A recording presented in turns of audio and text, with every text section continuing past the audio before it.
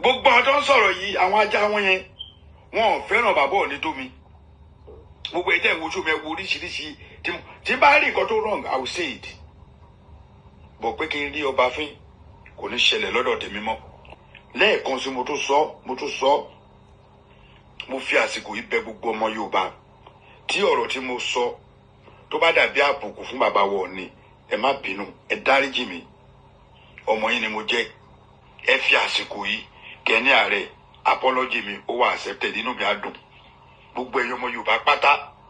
ẹ dáríjì mi lórí ọ̀rọ̀ tán ni mo sọ pẹ̀lú ilé tí mo wá ṣe yìí bàbá mi Ọ̀nìrìṣà kábíyèsí ẹ má bínú ẹ rí i pé mo ṣe létò mi ò fẹ́ kí àwọn èèyàn gẹ́gẹ́ bí nǹkan tí brọ́dà mi sọ wọ́n fẹ́ bà orúkọ mi jẹ́ ni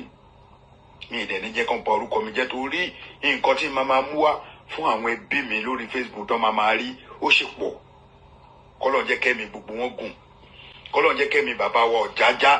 òrìnkílẹ̀ mi tìtì orí ojú rábẹ́sà ọkùnrin ogun kọ́lọ̀ jẹ́ kẹ́mi wọn gùn. bàbá mi gbogbo bí tó ń sọ èmi ń sọ ọ̀rọ̀ tí mo sọ ó dáa mo kó jẹ́ Ọọ̀ni ni bàbá mi má bínú gbogbo àwọn bàbá wọn máa dàgbà wọn máa dògbó